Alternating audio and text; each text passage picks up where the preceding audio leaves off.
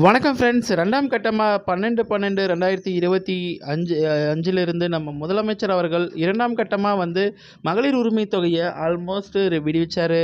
கிட்டத்தட்ட அதில் வந்திருந்த அப்ளிகேஷன் 30 லட்சம் அப்ளிகேஷன் இருந்தாலும் அதில் ஒரு 18 லட்சம் பேருக்கு மட்டும்தான் இந்த ரூ. 1000 அமௌண்ட்டு கிரெடிட் ஆகிட்டு இருந்துச்சு. ஆனாலும் மிச்சம் இருக்கிற கிட்டத்தட்ட ஒரு 12 லட்சம் பேருக்கு அமௌண்ட் வரல அப்படின்னு சொல்லிட்டு இருந்தீங்க. அது எதனால வரல? ஏன் வரல? அப்படின்னு சொல்லிட்டு எல்லாருமே குழம்பிக்கிட்டு இருந்தோம். இன்னொரு பக்கம் பார்த்தீங்க அப்படின்னாக்கா, நம்ம ஆதாரோட எந்த பேங்க் அக்கவுண்ட் லிங்க் ஆயிருக்கோ, அந்த பேங்க் அக்கவுண்ட்டுக்கு தான் பணம் வரும் அப்படின்னு சொல்லியிருந்தோம். இதுக்கு முன்னாடியே. அது நீங்க பார்க்கல அப்படின்னா, மறுபடியும் ஒரு முறை நம்ம வீடியோவ போய் பார்த்துக்கோங்க. இன்னொன்னு என்னன்னு பார்த்தீங்கன்னாக்கா, ரூ. 1 வந்தது. ஆனா எனக்கு அமௌண்ட் வரலன்னு சொன்னவங்களுக்கு இந்த நிலைமை. ஆனா இன்னொரு பக்கம் பார்த்தீங்க அப்படின்னாக்கா, ஏன் வரல? எதனால?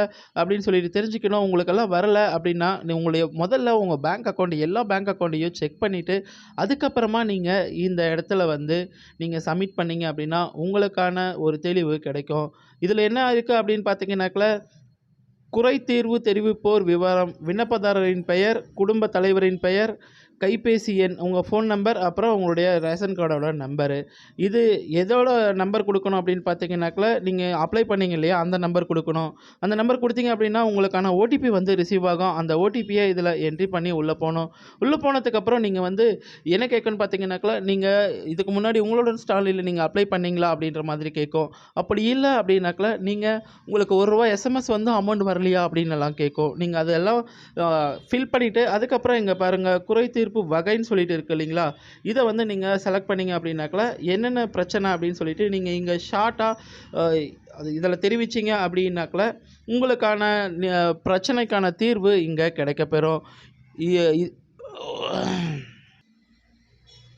இன்னொரு நல்ல விஷயம் என்னென்னு பார்த்தீங்கன்னாக்கா, இப்போ இந்த போர்ட்டல் மகளிர் உரிமை தொகை போர்ட்டலும் இப்போ ஓப்பன் பண்ணியிருக்காங்க. இதில் நீங்கள் உங்களுக்கு என்ன பிரச்சனை, ஏன் வரல, எதனால் வரல அப்படின்றது எல்லா டீட்டெயிலும் உங்களுக்கு தெரிய வரும். உங்களுடன் ஸ்டாலின் முகாமில் கலைஞர் மகளிர் உரிமை திட்டம் 2ஆம் கட்டத்தில் விண்ணப்பித்த பயனாளர்கள் மட்டுமே குறைதீர்ப்புகளை சமர்ப்பிக்க இயலும் அப்படின்னு சொல்லியிருக்காங்க.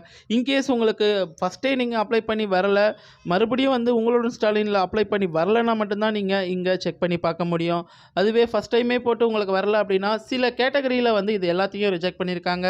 உங்களுக்கு 5 ஏக்கராக்கு மேலே நிலம் இருந்தாலோ, அப்படி இல்லை நீங்கள் 2.5 லட்சத்துக்கு மேலே சம்பளம் வாங்கினாலும், அப்படி இல்லை நீங்கள் ஜிஎஸ்டி பணம் ரூ. 1000 வராது. இதை நீங்கள் ஒரு முறை செக் பண்ணிக்கோங்க, நீங்கள் எந்த கேட்டகரியில் இருக்கீங்கன்னு சொல்லிட்டு.